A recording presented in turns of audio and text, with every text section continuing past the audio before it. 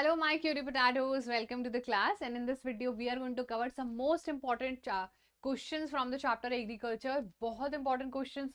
Whatever is there in this chapter, वो आपके exam में आपको बहुत ज़्यादा हेल्प करेगा. बहुत सारे क्वेश्चंस है जो आपके एग्जाम में डायरेक्टली यहाँ से आने वाले हैं. तो जल्दी से जाके आप पहले तो वीडियो को लाइक कर दो और इस वीडियो को पूरा देख लेना. इससे बाहर कुछ नहीं आएगा. But before we actually begin with our class, let me introduce you to something very amazing, and that is MVSAT, and that is we all know that is Mega Vedantu scholarship admission test happening around in October in different cities at different dates.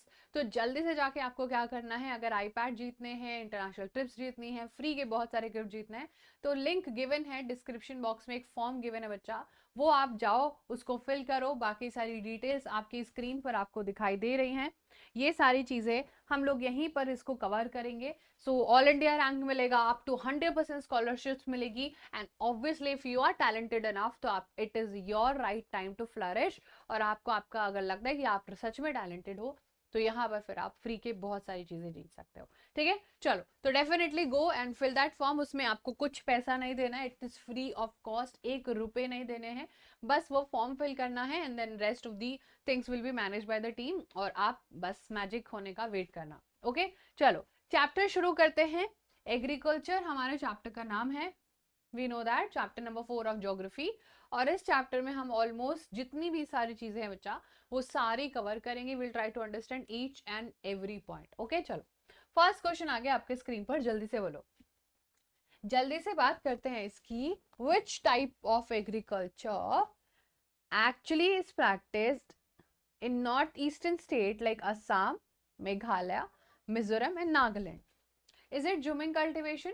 Is it slash and burn farming? या फिर it is commercial farming या it is subsistence farming?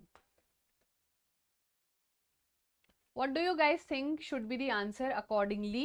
क्या होना चाहिए? देखो slash and burn farming is a collective type of farming जिसमें लोग अपने एक पर्टिकुलर एरिया को काट के मतलब वहां पर जो भी सारी चीजें होती थी उनको देख दाख के एंड फिर वो इवेंचुअली उसको छोड़ के चले जाते थे और फिर दूसरे मतलब उसको जला देते थे एरिया को ताकि वो उसकी फर्टिलिटी उनको पता रहे कि यहाँ पर नहीं करना है, इधर रीस्टोर हो रही है अभी एंड ऑल. दूसरे पैच ऑफ लैंड पर शिफ्ट हो जाते थे. एंड यहीं पर सेम बच्चा जो स्लैश एंड बर्न है वो अलग अलग जगह पर अलग अलग नाम से हम लोग पूरे चैप्टर में पढ़ते हैं. जैसे कि मिल्पा मेक्सिको में पढ़ा है, वैसे ही जो हमारा जूमिंग कल्टीवेशन होता है वो हमारे इंडिया के नॉर्थ ईस्टर्न स्टेट में which is Assam, Meghalaya, Mizoram and Nagaland. ठीक है, असम, मेघालय, मिजोरम एंड नागालैंड. क्या हम इसकी कोई शॉर्ट ट्रिक निकाल सकते हैं? Yes, AMMN. ओके, ये आप जरूर शॉर्ट ट्रिक निकाल लेना बिकॉज कल को यहाँ पर कोई और स्टेट भी आ सकता है तो हमारा आंसर फिर जो है वो आपको बोलेगा कि इनमें से कौन सा इनकरेक्ट है. सो एनीवेज अगर क्वेश्चन आ जाता है हमें पता होना चाहिए. चलो नेक्स्ट क्वेश्चन.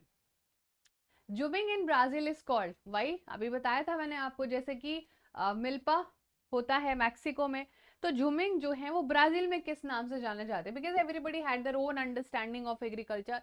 पहले तो फोन करके व्हाट्सएप पे नहीं होता था ना कि अरे जो है सब लोग जो भी कर रहे हैं सेम कर रहे हैं. नहीं, पहले ऐसा नहीं होता था. Everybody had their own understanding. सबके अब अपने वर्ड्स होते थे चीज़ों को यूज करने के लिए, सबकी अपनी अपनी एक्सप्लेनेशन होती थी एंड दैट वाज रोका. ठीक है, तो यहाँ पर क्या है, ब्राजील की जो झूमिंग कल्टिवेशन है दैट वाज कॉल्ड एज रोका. ओके, सो आप लोगों को याद रहेगा. तो यहाँ पर जो है ध्यान से आपको जो है रोका याद रखना है और इससे आप RBC यानी कि रेड ब्लड सेल जो होते हैं वो कुछ ऐसे याद रख लेना. एंड हमेशा RBC आप याद रख सकते हो या RCB भी याद रख सकते हो, बट सिंस RCB थोड़ा दूर दूर हो जाता है. RB इज R फॉर रोका and B for Brazil and C RBC. हमारे जो है खून खून में जो है ब्राजील के लोगों के खूनों में रोका है ना, ऐसा कुछ आप शॉर्ट ट्रिक निकाल लेना. चलो अब जल्दी से बताओ, ये सेम चीज है. प्रिमिटिव कल्टीवेशन कौन सी कहां पर सेम मैच्ड है? दहिया मध्य प्रदेश में, कुमारी झारखंड में, खिल आंध्र प्रदेश में और कोमान कर्नाटका में. विच अपेरेंटली मीन्स इनमें से 3 गलत है और एक सही है ना. इनमें हमें पता चलता है कि कोई एक क्या है, सही है और बाकी गलत है. एंड जो सही मैच है वो है मध्य प्रदेश, जो कि प्रिमिटिव टाइप से लोग अपनी जो है कल्टीवेशन करते थे. और प्रिमिटिव कैसा होता था? Primitive was the primary. ये प्राइमरी एग्रीकल्चर होता था जो लोग शुरू शुरू में करते थे without using of anything artificial, ठीक है। चलो next question, what is common between primitive subsistence farming and intensive subsistence farming. चलो जहान से बताओ मुझे सोच समझ कर, आपको क्या लगता है प्रिमिटिव सब्सिस्टेंस फार्मिंग और इंटेंसिव सब्सिस्टेंस फार्मिंग में क्या ज्यादा एक कॉमन चीज है। दोनों को मॉडर्न मशीनरी चाहिए होती है, दोनों बड़े लार्ज एरियाज पे किए जाते हैं, दोनों को लार्ज अमाउंट ऑफ क्रेडिट चाहिए होता है, या फिर both are labour intensive. Primitive subsistence farming और इंटेंसिव में क्या कॉमन हो सकता है, and that is obviously labour intensive हो सकती है बिकॉज मशीनरी, लार्ज ट्रैक्ट्स और लार्ज क्रेडिट तो कॉमर्शियल और या फिर इंटेंसिव के फीचर है ना। प्रिमिटिव में हाँ हमें लगता है कि लेबर इंटेंसिव होती है, लोग खुद ही सारा काम करते हैं, लोग जो है यहाँ पर खुद इंगेजमेंट करते हैं और एग्रीकल्चर करते हैं फॉर देयर ओन शेक, ठीक है। चलो नेक्स्ट क्वेश्चन हमारे पास आ गया है, फटाफट से बताओ। कमल जो है वो high yielding variety seeds use कर रहा है, केमिकल फर्टिलाइजर यूज कर रहा है ताकि उसके वीट प्रोडक्शन अच्छे से इंक्रीज हो जाए, वो बहुत ज्यादा पैसा कमाए। तो यहाँ पर what type of farming is Kamal actually practising, is it intensive, is it primitive, commercial या ऑर्गेनिक। जिसने भी ऑर्गेनिक बोला वो तो गए हो, that is very very incorrect. और प्रिमिटिव में भी ये चीजें नहीं यूज हो रही थी, the only option we are left with intensive and commercial. लेकिन बच्चा यहाँ पर क्या है, कॉमर्शियल में सबसे ज्यादा हमें पता है HYV सीड्स का इंट्रोडक्शन हुआ था। HYV सीड्स का इंट्रोडक्शन हमने क्लास 9 में थोड़ा डिस्कस भी किया था। 1960s का ग्रीन रेवोल्यूशन याद किया था कि नहीं किया था? यस हमने याद किया था, वो भी बहुत अच्छे से।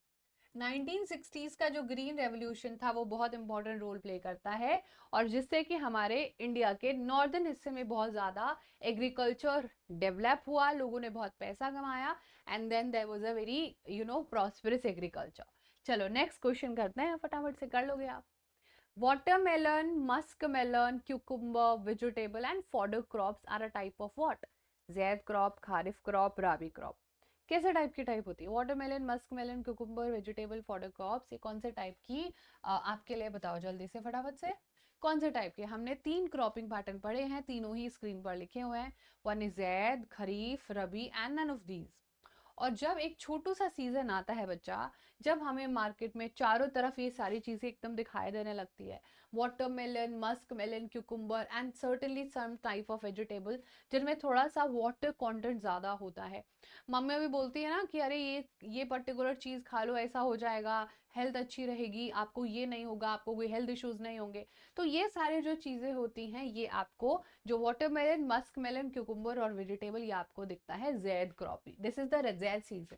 और ये आता है बहुत ही शॉर्ट सीजन, ये एक बहुत ही शॉर्ट सीजन होता है जो 2 सीजन्स के बीच में एकदम बीच से आता है, और एक टाइम के लिए, थोड़े टाइम के लिए हमको चारों तरफ क्या देखने को मिलता है, ये सारे वेजिटेबल एंड फ्रूट्स देखने को मिल जाता है। ओके एवरीवन, चलो let's move ahead with the next question.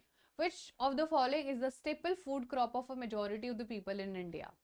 Majority of India क्या खाती है staple food में? Staple in the sense जो वो डेली बेसिस पर कंज्यूम करती है, वो भी बहुत ज्यादा लार्ज परसेंटेज में। क्या है आपके हिसाब से staple food? Which of the following is the staple food crop of a majority of the population of the people in India? Jowar, bajra, wheat, rice. Obviously it's rice. Rice is the majority of the food जो first number पर आता है। ऐसे ऐसे shocking लग सकता है आपको, बट एक्चुअली में बच्चा याद रखना, फर्स्ट नंबर पर हमारे यहाँ पर staple food is actually rice, ठीक है। और हमारे यहाँ पर सेकंड नंबर पर आता है व्हीट, सेकंड नंबर पर व्हीट आता है। Okay, this is something you have to remember. Rice का सबसे बड़ा लार्जेस्ट प्रोडक्शन करता है चाइना, बिल्कुल सही। ये कुछ बेसिक सी जो है नॉलेज है जो आपको पता होनी चाहिए, हमारे एग्जाम्स में आएगी, मैच द फॉलोइंग में भी आ सकती है, ट्रू फॉल्स में भी आ सकती है, फिल इन द ब्लैंक्स में भी आ सकती है, ठीक है। तो विच of the following staple food crop is a majority of people, and that is rice बचा। Which of the following crop is grown 3 times in a year and is also called Os, Aman and Boro in the states of Assam, West Bengal and Odisha? पढ़ाया है मैंने, paddy होती है ना, paddy जो होती है क्रॉप, उसको ही यहाँ पर एक it is a variety of rice, और ये लोग उसको अलग अलग नाम से बोलते हैं। एंड पैडी क्रॉप वो पैडी क्रॉप जो हमें पानी में बहुत ज्यादा भिगा भिगा के उगानी पड़ती है, दैट इज लाइक ऑलमोस्ट नीज तक पानी हमें उसको देना पड़ता है, एंड देन उसका कल्टिवेशन होता है, and that's paddy crop. Okay, जो हमने पढ़ा भी था चैप्टर में, एनसीईआरटी लाइन बाय लाइन वाले सेशन में हमने सारी चीजें कवर करी हैं कि नहीं करी है? करी है ना? चलो नेक्स्ट क्वेश्चन आ गया आपके सामने। बहुत सुंदर क्रॉप है, सॉरी बहुत सुंदर क्वेश्चन है। Fill in the blank. Barley is equal to rabi crop, cotton is equal to kharif crop, लेकिन dash is equal to zaid crop. Wheat तो खुद राबी है, मस्टर्ड हम नहीं बताएंगे, सोयाबीन आप बताओ, और ऑप्शन बचता है कुकुम्बर। क्या हमने अभी कुकुम्बर पढ़ा था क्या?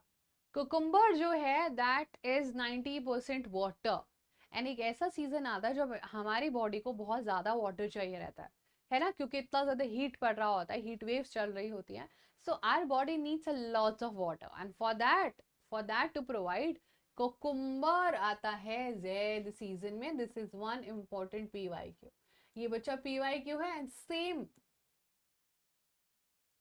सेम पैटर्न सैंपल पेपर में आया है कि ऐसे क्वेश्चन भी लेके आएंगे हम, एकदम एनालिटिकल, एकदम बच्चों को पता होना चाहिए कि एक्चुअल में क्या पूछ रहा है। तो कुकुम्बर इज, अरे यार cucumber is actually the correct answer. चलो आप जल्दी से करो इस क्वेश्चन को। Observe the flow chart and आप बताओ कि एम्प्टी बॉक्स में क्या आएगा। ये रहा एम्प्टी बॉक्स। अब देखो, आपको सबको पता है कि हमारे पास फूड क्रॉप है, सही बात है। फूड क्रॉप में काफी टाइप के सीरियल्स हैं। राइस यहाँ पर आ गया, वीट यहाँ पर आ गया, यहाँ पर क्या आता है? ज्वार, बाजरा और ragi. It is not gram, right, it is not maize, and it is also not pulses. आपने कभी सुना कि बाजरा की दाल? कभी नहीं सुना, but we have heard of bajra की रोटी, right, we have heard of jowar and ragi की रोटी। ठीक है, मैंने भी नहीं खाई आज तक, बट एनीवेज आपने सुना ही होगा। बच्चे ये मिलेट्स होते हैं। Millets is basically nothing but it is also cereal, but ये थोड़ा हेल्थ के लिए अच्छे होता है। Okay, they have a lots of fibre in them. Okay, चलो नेक्स्ट क्वेश्चन गाइस, आपको पता ही है it's millets, option number C करते हैं। ये आपने देख भी लिया था वीडियो में गलती से। अब बोलो जल्दी से। अभी मैंने आपको बोला, यही बताया, विच of the following crop have actually very high nutrition value. Out of all these, इनमें से किसके पास सबसे ज्यादा हाई न्यूट्रिशन वैल्यू है? हमारे पास ही है सबसे हाई न्यूट्रिशन वैल्यू। तो is it wheat, rice, millets या फिर मेज? What do you guys think? Wheat है, राइस है, मिलेट्स है, मेज है, क्या है हमारा आंसर?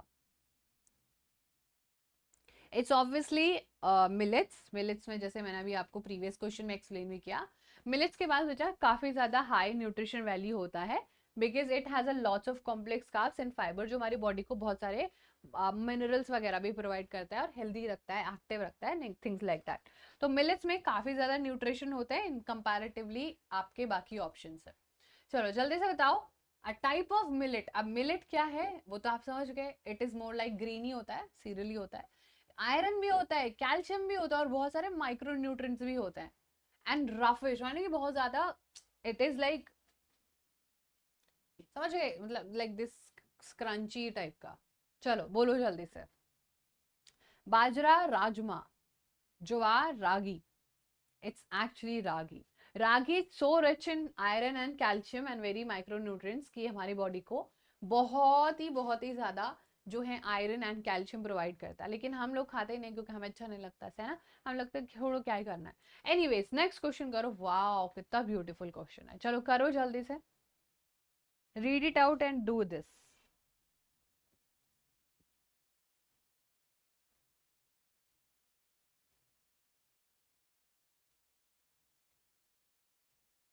ये एक ऐसी क्रॉप है जो फूड और फॉडर दोनों में यूज किया जाता है। ये खरीफ क्रॉप है जो टेम्परेचर 21 से 27 डिग्री में आता है, थोड़े ओल्ड लेवल में भी ठीक ठाक ग्रो कर जाता है। मॉडर्न इनपुट ने इसका प्रोडक्शन थोड़ा इंक्रीज किया। Is it bajra, is it jowar, is it rajma, is it ragi? वो चीज बच्चा जो चारे के लिए भी और खाने के लिए भी, दोनों चीजों के लिए यूज किया जाता है। What do you guys think should be the answer? That's that's actually should have been maize. यहाँ पर जो ऑप्शन में मेज होना चाहिए था बट दिस इज मेज। ओके, यहाँ पर हमारा मेज करेक्ट आंसर होना चाहिए था। ऑप्शन नंबर बी हमारा करेक्ट हो जाएगा। चलो फटाफट से बताओ ये क्वेश्चन किसको आता है? ये क्वेश्चन पता है आपको? Which of the following crop do not help in restoring soil fertility by fixing nitrogen from the air? Air में नाइट्रोजन होती है, वी ऑल नो दैट। हमारे एटमॉस्फेयर में 78% नाइट्रोजन है, पता था आपको ये बात पहले? Our atmosphere is surrounded with 78% atmosphere में हमारे पास क्या है बच्चा? हमारे पास नाइट्रोजन है। ओके, ये नाइट्रोजन बहुत जरूरी है प्लांट्स के सर्वाइवल के लिए, और ये नाइट्रोजन वाया सॉइल फर्टिलिटी को रिस्टोर करते हुए नाइट्रोजन फिक्सेशन करती है प्लांट्स के थ्रू। ओके, और सॉइल रिस्टोर होना मतलब अच्छी प्लांट्स होंगे। तो एक सबको ऐसा करता है, हर एक जो पल्सेस होती हैं वो ऐसा करती हैं, बहुत सारे प्लांट्स भी ऐसा करते हैं कि वो कॉन्टिन्यूसली नाइट्रोजन फिक्सेशन कर रहा है, लेकिन एक ऐसा एक्सेप्शन है हमारे पास जो ऐसा नहीं करता है, एंड दैट इज अरहर और द तुर दाल।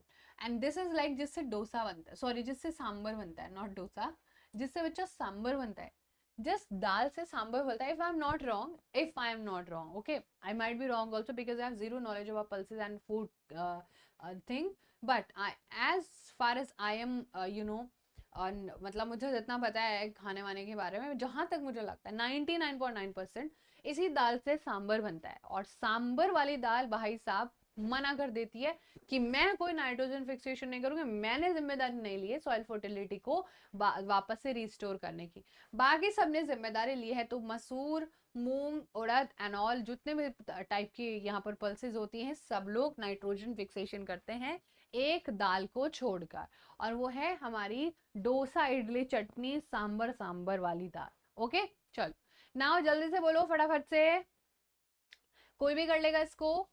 क्लास 10th का हिस्ट्री का सेकेंड चैप्टर, यहाँ पर इमिग्रेशन जो है लगा हुआ था, इमिग्रेशन एक्ट पास हुआ हुआ था, याद करो जल्दी से। इमिग्रेशन किधर लगा हुआ था? जहां पर लोगों को उनके टी प्लांटेशन से बाहर निकलने की आजादी नहीं थी।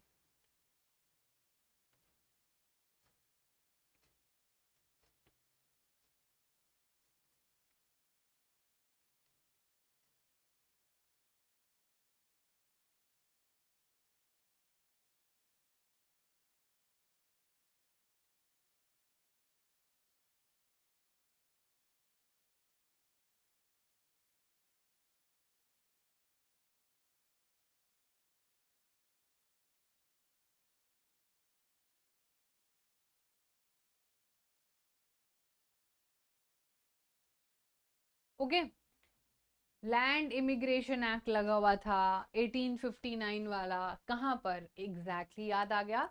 याद आ गया, याद आ गया, असम में लगा हुआ था। याद रखना 1859 में भी हम लोग बहुत भयंकर प्रोडक्शन कर रहे थे।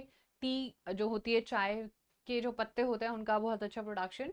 एंड ये बच्चा यहाँ पर अंग्रेजों ने इनलैंड इमिग्रेशन लगाया हुआ था, we all know that. And ये एक तरीके से बहुत ही ज्यादा हीनियस क्राइम था, जो अपने लोग अपने घर नहीं जा पाते थे। तो ये 1859 का लैंड इमिग्रेशन आसाम में लगा हुआ था, और यहाँ पर हमारे देश में सबसे ज्यादा चाय पत्ती की खेती होती है। चलो फटाफट से बोलो next question. Choose the correctly matched pair about the crops and the areas they are grown.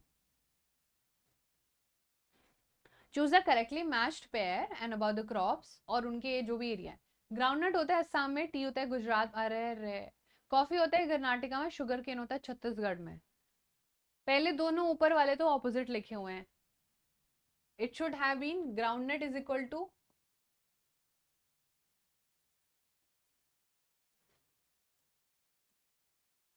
Groundnut is equal to Gujarat and tea is equal to Assam. अब बोलो जल्दी से क्या सही नहीं लिखा है? तो मतलब ये तो सही नहीं है, आंसर नहीं हो सकता, और ये भी आंसर नहीं हो सकता।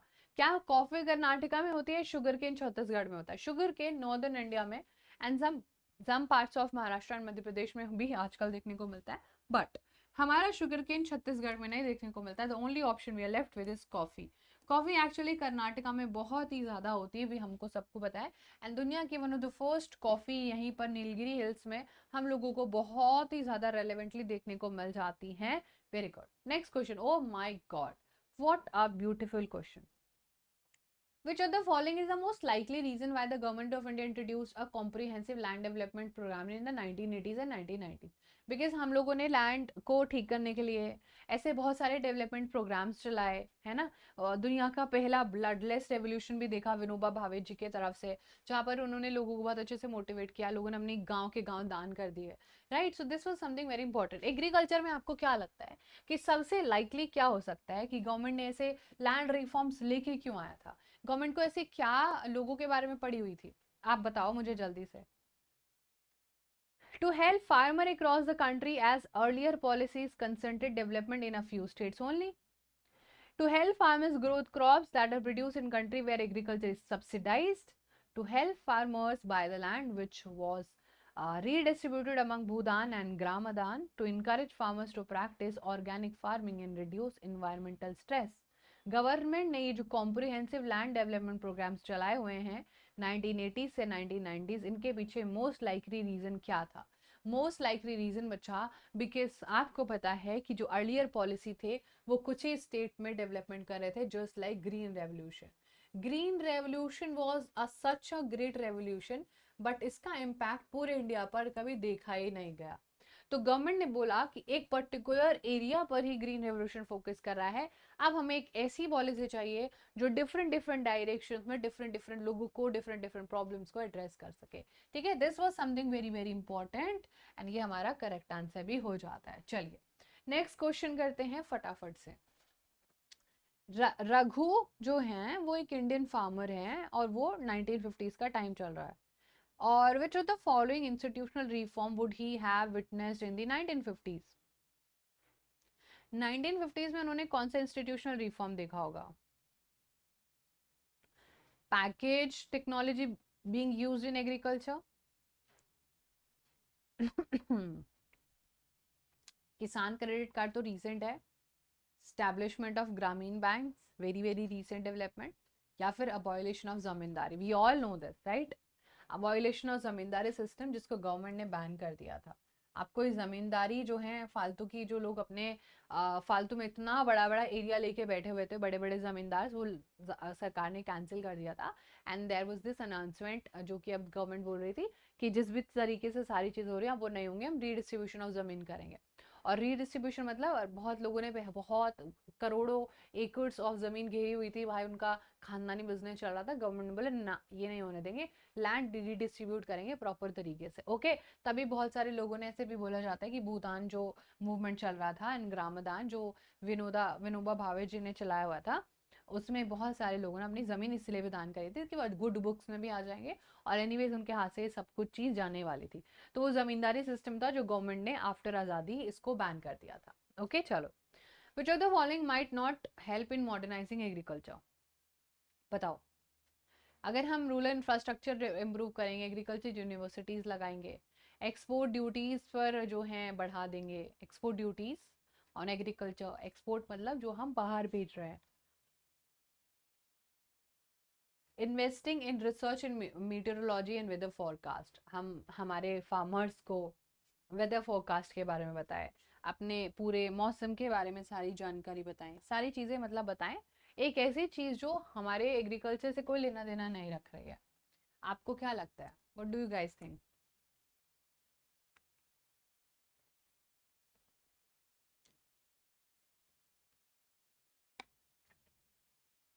What do you guys think?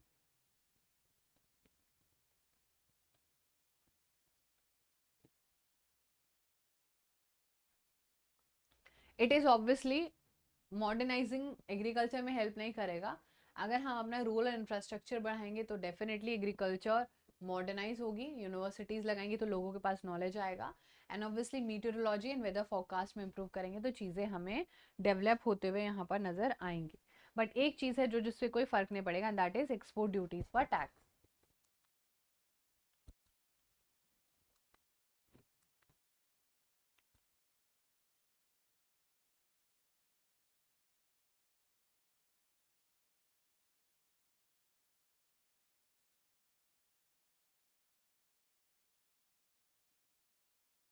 Okay, तो यहाँ पर ये मैटर नहीं करेगा। अब चलो जल्दी से look at this picture of माहिर who practices organic farming from his rooftop.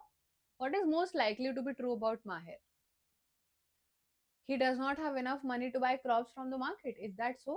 उसके पास घर है, छत है, तो मतलब पैसा तो होगा.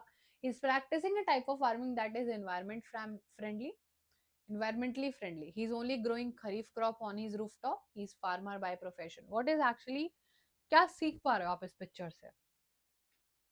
हाँ जी बच्चा. He is practising a type of farming जो इन्वायरमेंट फ्रेंडली है. वो अपनी रूफटॉप पर कर रहा है. He is not using lots of chemical and everything on his, है ना. तो ऐसा नहीं कि वो पैसा नहीं है उसके पास, या ऐसा भी नहीं कि वो सिर्फ खरीफ क्रॉप, बहुत सारी टाइप्स ऑफ क्रॉप दिख रही हैं और वो फार्मर भी नहीं लग रहा है प्रोफेशन से, जो कि अपने छत पर काम कर रहा है.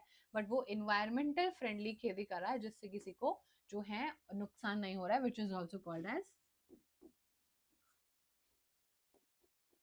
organic farming without the use of artificial ingredients, okay, like fertilizer, chemicals, pesticides, etc etc. Next question आ गया बच्चा स्क्रीन पर. According to some economists, which of these is a quick fix for farmers to increase their income and reduce environmental degradation? According जो है कुछ economist कहते हैं कि इनमें से कौन सी ऐसी चीजें करी जा सकती है ताकि फार्मर्स की इनकम इंक्रीज हो जाए और हमारा रिड्यूस इन्वायरमेंटल डिग्रेडेशन. हमें हमारी क्रॉप्स को डाइवर्सिफाई करना चाहिए थोड़ा सा. जो हम डेली मिलेट्स, व्हीट, राइस, ये सीरियल्स पर जो डिपेंड होता है उससे थोड़ा हमसे मूव आउट करना चाहिए. या फिर joining alternative employment opportunities in the agriculture sector using high variety seeds for obtaining higher production. ये तो बिल्कुल नहीं होना चाहिए आंसर, है ना, बिकॉज ये क्विक फिक्स नहीं है. This is only leading to bad thing only. Seeking more subsidies on fertiliser and decreasing the cost of production, ये भी आंसर नहीं होना चाहिए. आंसर होगा बच्चा हमें डाइवर्सिफिकेशन करना चाहिए, हमें क्रॉप्स को डाइवर्सिफाई करना चाहिए, हमें एवोकाडो ऐसी ऐसी महंगी चीजों की खेती करनी चाहिए जिनमें पैसा बहुत ज्यादा है. ओके, सो डाइवर्सिफिकेशन मतलब हमें डिफरेंट डिफरेंट क्रॉपिंग पैटर्न को देखना चाहिए. चलो क्वेश्चन करते हैं, फटाफट से करो.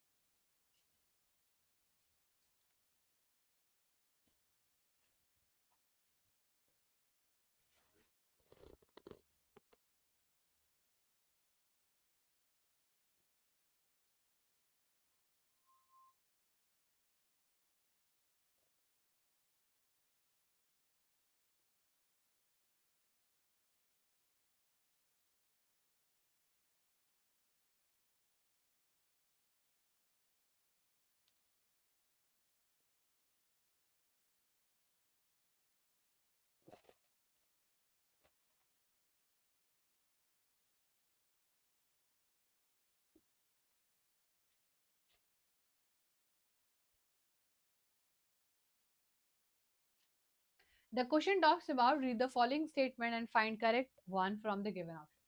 Indian farmers diversify कर रहे हैं. They are shifting production from cereal to fruits, vegetable etc. और जूट आजकल हाई डिमांड में है.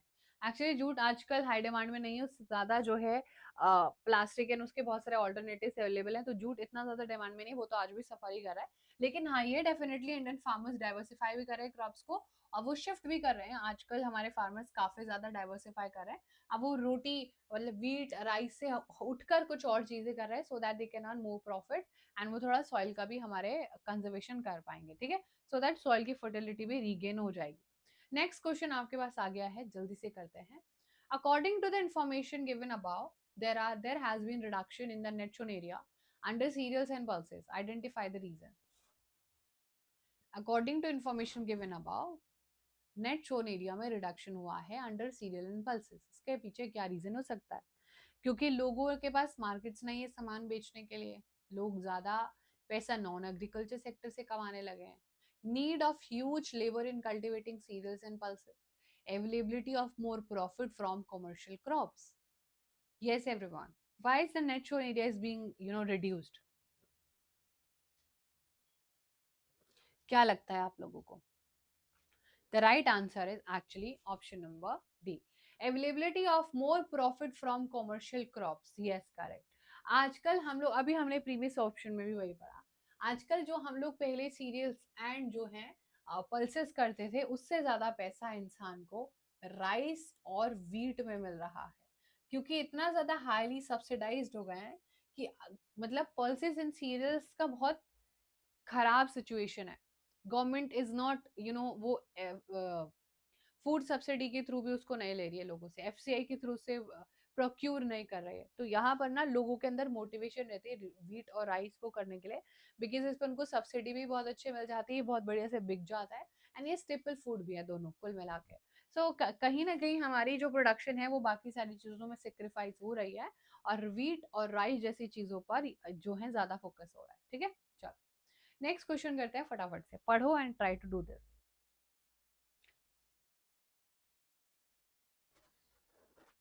Fertilizers, pesticides, and insecticides. Which one show dramatic result are now being held responsible for degrading the soil? Okay समझ में आया क्या पूछ रहा हूँ आपसे? फर्टिलाइजर, पेस्टिसाइड और इंसेक्टिसाइड जो एक टाइम पर ड्रामेटिक रिजल्ट दिखा रहे थे, आज वही लोग जिम्मेदार हैं, खराब कर रहे हैं चीजों को। ऐसे में आप क्या इस पर्टिकुलर जो बात लिखी है उससे एक पॉजिटिव क्या निकाल सकते हो? कि ये इनपुट दिखाते हैं कि आउटपुट और प्रोडक्टिविटी तो इंक्रीज हुई है, क्या ये दिखाते हैं कि इंट्रीगल प्रोसेस जो था वो एग्रीगेरियन लॉसेस में ही चला गया? These input can cut the amount of harvestable crop produce, or these are leading cause of mortality and health problems. तो मतलब जो एक टाइम पर फायदा दे रहा था आज वही जान का दुश्मन बना हुआ है। क्या लगता है आप लोगों को answer? Yes everyone, what do you guys think कि ऐसा क्यों हो रहा है? That is because these input have shown increased output and productivity. लेकिन ये क्या कर रहे हैं? ये डिग्रेड कर रहे हैं, लेकिन हमें यहाँ पर क्या देखना था? पॉजिटिव इम्पैक्ट देखना था। तो पॉजिटिव इम्पैक्ट जो है वो यहाँ पर इसकी तारीफ हो रही है। ऑप्शन नंबर डी सही है, लेकिन वो नेगेटिव इम्पैक्ट है। ठीक है, these input cut the amount of harvestable produce, इसका कोई लेना देना नहीं है। These are integral to the process of reducing agrarian losses, ये भी फिर क्या है? नेगेटिव है। Only option we are left with is option number A, and that's actually जो पॉजिटिव बात कर रहा है, जो आउटपुट एंड प्रोडक्टिविटी की पॉजिटिविटी के बारे में बात करें। हाँ चलो, वो फ्रेज में जो बातें लिखी है वो छोड़ो, उस फ्रेज में सही पॉजिटिव बात क्या लिखी है वो बतानी थी। ओके चलो बच्चा, करते हैं हमारा नेक्स्ट क्वेश्चन फटाफट से।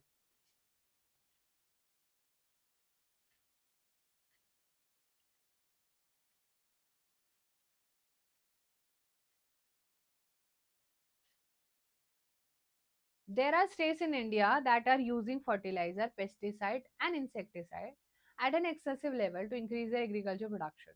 Identify the state which are at a prominent level from the following options: Karnataka, Kerala, Punjab, Haryana, Punjab, Gujarat, Haryana, Telangana.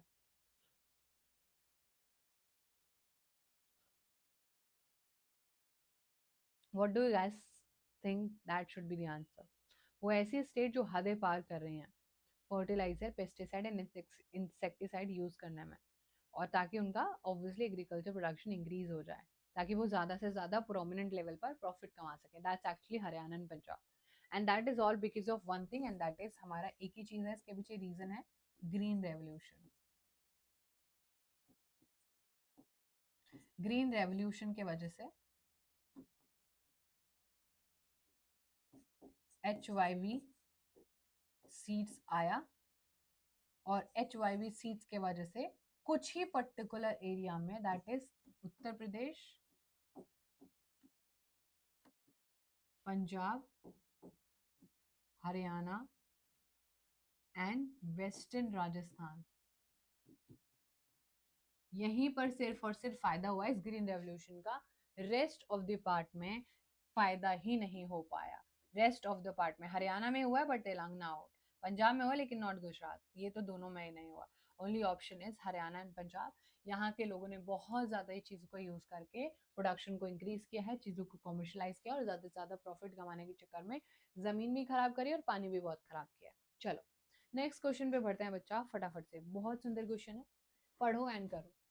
Food production provides the base for food security and is a key detriment of food availability.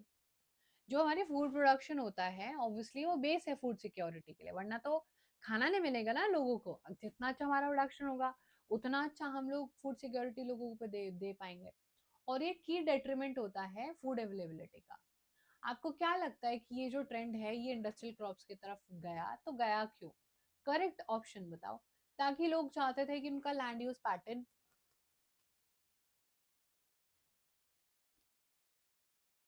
Improve हो जाए, to use intensive farming techniques, या फिर वो चाहते थे कि soil की fertility सही हो जाए। लेकिन वो तो चाहते थे कि उनके पैसा और उनकी अर्निंग्स ही बढ़ जाए।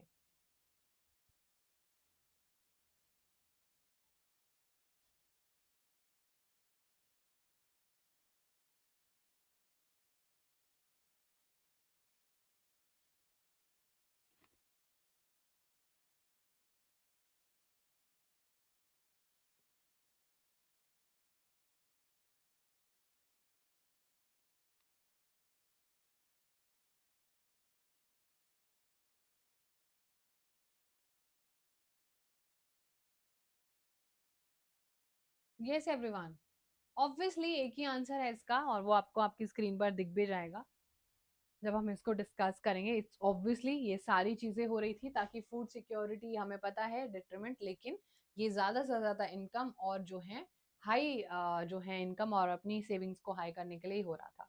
चलो अभी हमारे पास एक बहुत ही सुंदर सा पैराग्राफ बेस्ड क्वेश्चन है और इसको हम पढ़ते हैं। क्लाइमेट स्मार्ट एग्रीकल्चर एक अप्रोच है जो हमें हेल्प करता है guide actions to transform agri food system towards green climate resilient practices, CSA, which is climate smart agriculture, reaching internationally agreed goals such as sustainable development goals, Paris agreement on climate change. CSA supports the food and agriculture organization strategic framework 2022 and 2023 based on the four betterments: better production, better nutrition, better environment and better life for all, leading no one behind. ये food FAO है जो पूरा India का and पूरे world का agriculture and food से related चीजों को देखता है, जैसे WHO होता है हेल्थ के लिए। वैसे ये एक बहुत इंपॉर्टेंट ऑर्गेनाइजेशन है। आपसे पूछा है कि एक CSA एक्सपर्ट ने सजेस्ट किया था कि increase production and consumption in millets जो है क्या है ये, मतलब एक्सपर्ट ने सजेस्ट कि आप लोगों को मिलेट्स का प्रोडक्शन ज्यादा करना चाहिए। क्यों ऐसे कहा होगा, आपको क्या लगता है? Now you must be understanding कि क्यों ही कहा होगा। ऑब्वियसली बिकॉज सबसे पहले तो न्यूट्रिशन वैल्यू बहुत ज्यादा होती है मिलेट्स के अंदर। वो रेन फेड होते हैं, हार्डली उनको इरिगेशन की जरूरत होती है ना, ये बहुत कम पानी में हो जाते हैं। एंड हेंस इससे क्या होगा, सेमी एरिड एरिया में भी कल्टीवेशन होगा, कुछ इन्वेस्टमेंट ही नहीं चाहिए उनको, है ना। वो कॉमर्शियल गेन के लिए सब्सिट्यूट और जो है गरीब नेशंस में वो न्यूट्रिशन वैल्यू भी देंगे, है ना। और वो यहाँ पर लोग जो है सॉइल की फर्टिलिटी को भी बचा लेंगे, इन्वायरमेंट के बारे में भी सोच लेंगे, तो कलेक्टिवली तो बहुत फायदा हो रहा है। और यही भाई उन्होंने बोला भी था। किसने बोला था? अरे क्लाइमेट स्मार्ट एग्रीकल्चर के एक बहुत ही इंपॉर्टेंट एक्सपर्ट ने बोला था। ओके, समझ आया? चलो अब आपको क्या लगता है ऐसी नेसेसिटी क्यों है कि जो हमारी CSA की है वो हमें यहाँ पर माननी चाहिए? बिकॉज ऑब्वियसली इंडिया भी तो चेंज हो रहा है और ग्लोबल वार्मिंग की वजह से सब कुछ चेंज हो रहा है, क्लाइमेट चेंज हो रहा है, सॉइल चेंज हो रही है, वेदर चेंज हो रहा है, सारे फिनोमेना चेंज हो रहा है, तो हमें भी तो एक्शन लेना चाहिए, हमें भी तो प्लानिंग स्टार्ट करनी चाहिए। सिंपल सी बात है। चल आप जल्दी से ऐसे दो मेथड मुझे बताओ, suggest two methods through which India can shift towards CSA। बोलो ऐसे कौन सी चीजें करती है इंडिया? ऑब्वियसली सबसे पहले तो वो ऑर्गेनिक और नेचुरल फार्मिंग मेथड को देखे और जेनेटिकली मॉडिफाइड सीड्स को यूज करे जो कि इंसेक्ट डैमेज फॉर क्रॉपिंग नहीं करता है। ऐसे ऐसे सीड्स का यूज करो जिनको तुम्हें पेस्टिसाइड डालना ही नहीं पड़े। अरे जब तुम्हारी बॉडी में केमिकल जाएगा तो क्या होगा? बीमारियां होंगी। लेकिन अगर वो केमिकल्स तुम अपनी बॉडी में कंज्यूम नहीं करो तो आप बीमारी नहीं पड़ोगे। सिंपल सी यही बात है। Precaution is better than the cure. Simple simple. But नहीं, गवर्नमेंट को तो भाई साहब सबको बीमार करना है, फिर लोगों से पैसा भी तो वसूलना है।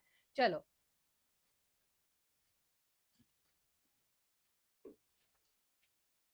why agriculture is the mainstay of India, write the feature of Indian agriculture। कर लेंगे हम इसको। देखो मेन स्टे इसलिए क्योंकि आज भी 2/3 पॉपुलेशन एंगेज है। ये एक बहुत पुराने जमाने से हम लोग एग्रीकल्चर ही करते आ रहे हैं। India has always been primary activity based ही सारी चीजें करी हैं। और जो कि हमारे यहाँ पर फूड हम कंज्यूम करते हैं वो हम खुद ही बना रहे हैं। बिसाइड्स फूड ग्रेन्स इंडिया बहुत ज्यादा रॉ मटेरियल भी जो है बनाता है और कुछ एग्रीकल्चर प्रोडक्शंस जो हैं वो तो हम बहुत ज्यादा एक्सपोर्ट भी करते हैं। तो ये कुछ फीचर्स हैं और हमें पता चल जाता है कि इंडिया शुरुआत से एक प्राइमरी बेस्ड इकोनॉमी रहा है, जहाँ पर हम लोग शुरू से एग्रीकल्चर करते थे और आज भी हमारे इंडिया में मेजर पार्ट्स में एग्रीकल्चर ही होती है। अच्छा, एक्सप्लेन करना है स्लैश एंड बर्न एग्रीकल्चर और ये कैसे कैसे डिफरेंट पार्ट्स ऑफ इंडिया में अलग अलग तरीके से जाने जाता है, वो बताना है। बता दोगे आप लोग? डेफिनेटली, आओ कर लेते हैं इसको। देखो, अगर हम बात करें farmers clear a patch of land, मतलब हमें पहले स्लैश एंड बर्न एग्रीकल्चर का डेफिनेशन बताना है। तो अब हम क्या करते हैं, farmers clear a patch of land and produce cereals and other food crops to sustain their families. ठीक है, when the soil fertility decreases, जो फार्मर होता है वो शिफ्ट कर जाता है, एक नया जमीन काटता है जिस पर था उसको थोड़ा सा बर्न कर देता है उसके लेफ्ट ओवर्स।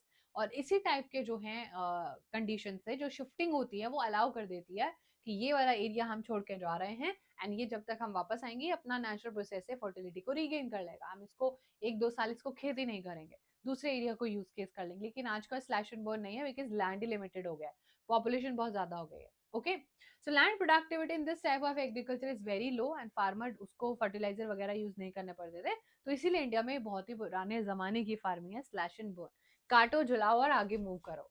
तो जूमिंग कहते हैं वो तो हमने चैप्टर के स्टार्ट में ही कर लिया था।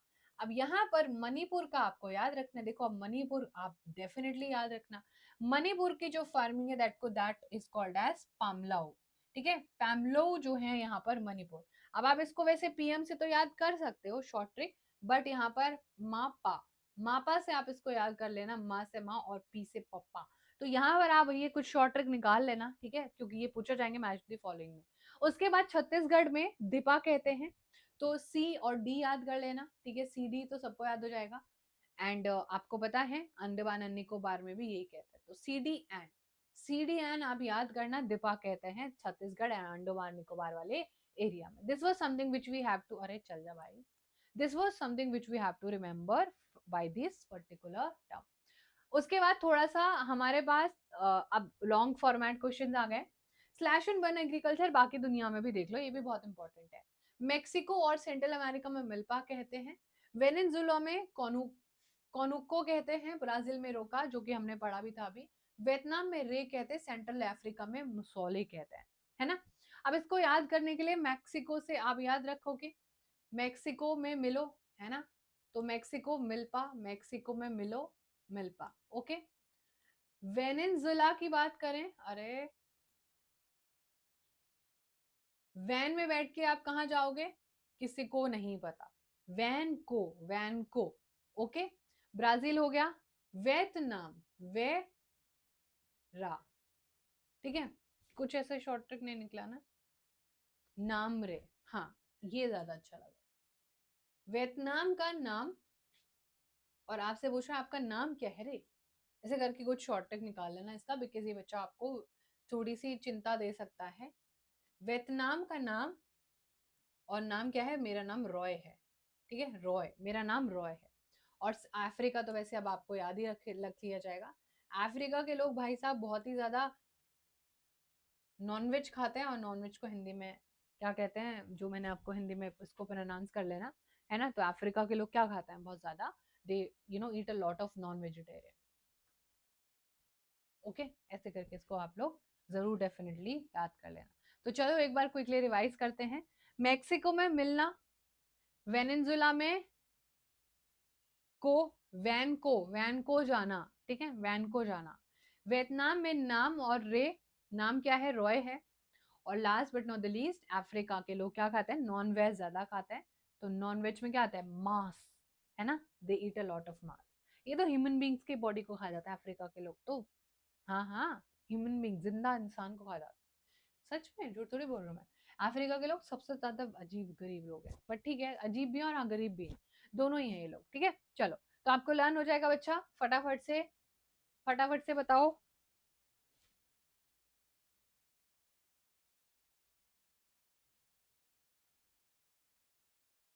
ओके, चलो नेक्स्ट क्वेश्चन करते हैं।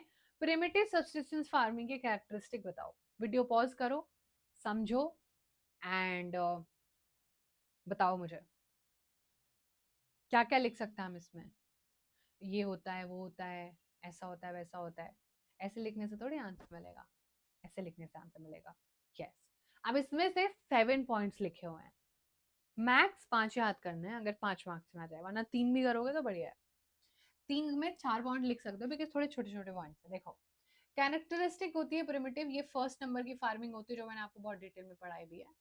It is type of farming जहाँ पर अपने सेल्फ कंजम्पशन के लिए फार्मर्स कोई भी क्रॉप को ग्रो करता है अपने घर चलाने के लिए, कि घर पे उसको रोटी चावल रोटी मिल जाए। It is practice on small land of patches of land, ये छोटे छोटे एरियाज पे करे जाती है अनलाइक द कॉमर्शियल फार्मिंग।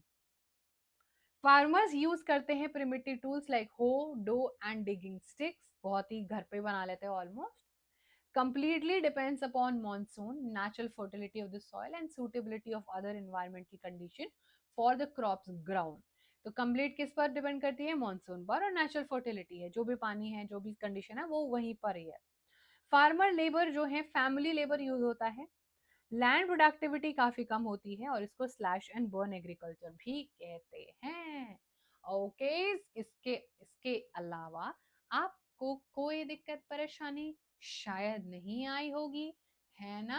चलो नेक्स्ट क्वेश्चन करते हैं फटाफट से। Establish the difference between commercial farming and subsistence farming with the help of a suitable example. Example किधर है ना? अब आपको ये करने के लिए बहुत सारा दिमाग लगाना पड़ेगा बिकॉज ये क्वेश्चन काफी ज्यादा इंपॉर्टेंट है। अब इसको पढ़ लो, then I will explain each and every point. पढ़ो जल्दी से।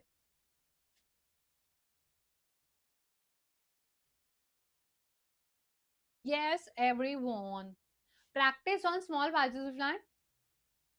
आओ करते हैं, चलो आ जाओ आ जाओ आ जाओ। अब जिस इंसान के नाम के सामने ही सब्सिस्टेंस लगाओ, सब्सिस्टेंस का मतलब होता है काम चलाओ, और जो चीज काम चलाओ होती है वो छोटी छोटी यहाँ पर होती है। जो चीज काम चलाओ होती है उसमें बहुत पुराने जमाने के प्राइमरी टेक्निक, हाथ वाथ से सारी चीजें होता है। प्रोडक्शन सिर्फ फैमिली के लिए होता है, मॉनसून पर डिपेंड करती है, फैमिली मेंबर्स ही लेबर प्रोवाइड कर देते हैं, और कोई भी कॉस्ट नहीं होती है फर्टिलाइजर्स के यूज करने की, बिकॉज मैम घर पर मिलने वाला ऑर्गेनिक सब्सटेंस यूज होता है दवा के। यहाँ पर क्या हो रहा है, जमीन बहुत बड़ी है, बड़े बड़े लैंड होल्डिंग्स पर प्रैक्टिस होती है। मॉडर्न टेक्निक्स भाई साहब मिनटों में फसल काट दी जाती है, मिनटों में हार्वेस्ट कर लिया जाता है पूरे खेत को। प्रोडक्शन सेल के लिए होता है।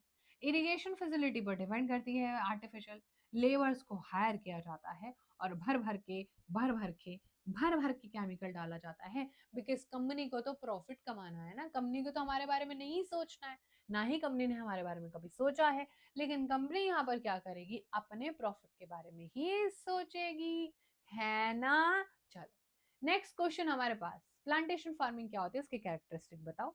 अरे बताओ, मेरी तरफ क्या देख रहे हो, बताओ।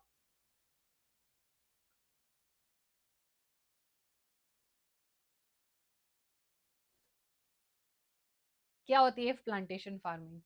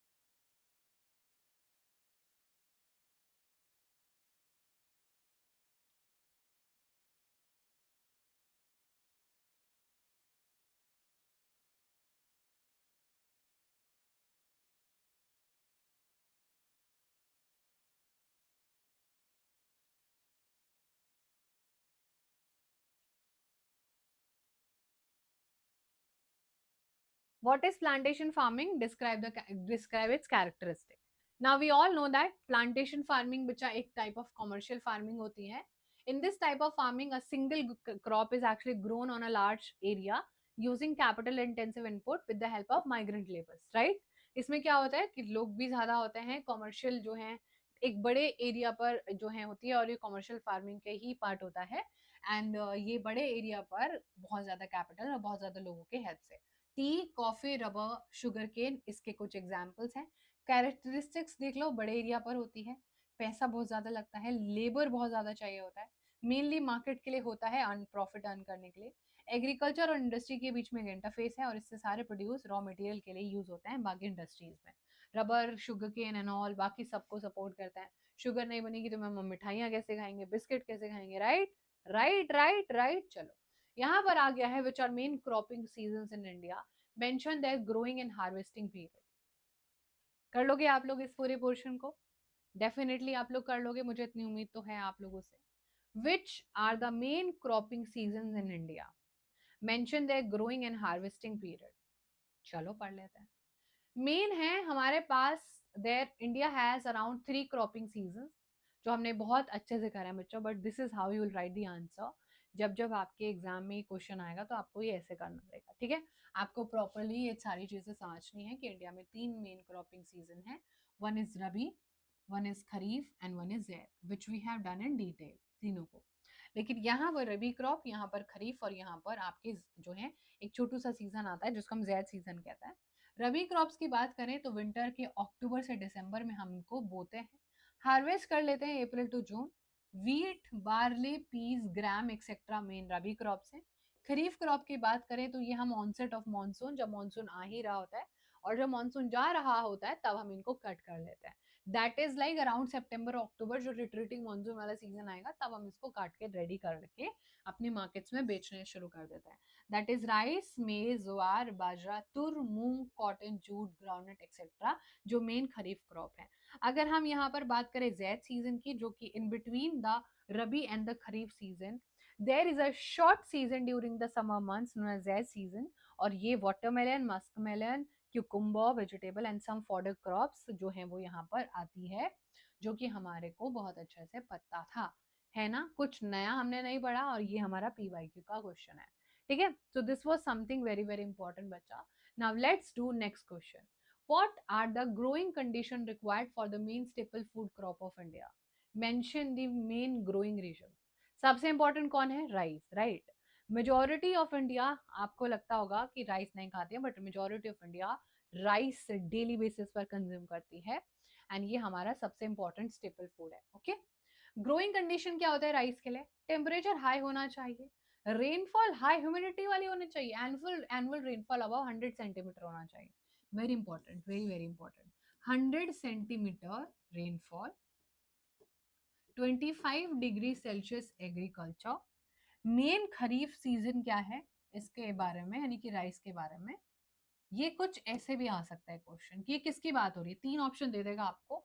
खरीफ क्रॉप है, हाई ह्यूमिडिटी चाहिए, वेस्ट बंगाल, आंध्र प्रदेश, तमिलनाडु, पंजाब, हरियाणा, उत्तर प्रदेश के मेजर प्रोड्यूसिंग स्टेट्स हैं। फर्स्ट नंबर पर आती है बच्चा, ये इंडिया में सबसे ज्यादा कंज्यूम होती है, very very important, very very very important soil, okay. So this was something which was there. कर लेते हैं सेशन का last question, and that is what are the geographical condition required for the cultivation of wheat and explain its distribution also। अब पूरे के पूरे chapter में या तो क्वेश्चन आपके वीट से आएगा या फिर आपके जो है राइस से आएगा, दोनों में ही हमें सारी चीजें पता होनी चाहिए। और वीट सेकंड स्टेबल फूड है, करा था अभी हमने। टेम्परेचर जो है वो रिक्वायर होता है cool growing season and bright sunshine. पता है आपको कि वीट को अगर ब्राइट सनशाइन नहीं मिलेगा तो इट वोंट बिकम द करारा, वो एकदम ऐसे क्रिस्पी नहीं बन पाएगा, एंड देन अगर वो क्रिस्पी नहीं होगा तो हम उसको चक्की पीसिंग नहीं कर पाएंगे, समझ रहे हो, हम उसको क्रश नहीं कर पाएंगे। Something which is crunchy only ना, हम उसको ही तो क्रश कर पाते हैं, जो चीज ऑलरेडी वेट होगी, लोमी होगी, उसके हम क्रश नहीं कर पाएंगे, वो फिर क्ले ही बन जाएगा। रेनफॉल ऑब्वियसली इसको ज्यादा रेनफॉल नहीं चाहिए, फिर ठीक ठाक रेनफॉल चाहिए, वो भी ग्रोइंग सीजन में। हार्वेस्टिंग के टाइम पे तो रेनफॉल चाहिए नहीं, हार्वेस्टिंग मतलब जो काट रहा रेनफॉल होगी तो गेहूं खराब हो जाएगा। Agriculture season rabi crop, major producing areas Punjab, Haryana, Uttar Pradesh, Madhya Pradesh, Bihar and Rajasthan. And hence we are done with the major portion. बाकी अब हमें हमारी बहुत सारी चीजें अभी भी हमें कवर करनी है, but that is for the next part, okay. अभी हम उसको नेक्स्ट पार्ट में कवर करेंगे। इतना कवर करने के बाद आपका सब कुछ ऑलमोस्ट इस चैप्टर से आने वाले क्वेश्चंस क्लियर हो जाएंगे, ठीक है। So that was all over the video everyone, and now मिलते हैं अगली क्लास में। थैंक यू सो मच, मिलते हैं नेक्स्ट क्लास में, बाय बाय, टेक केयर।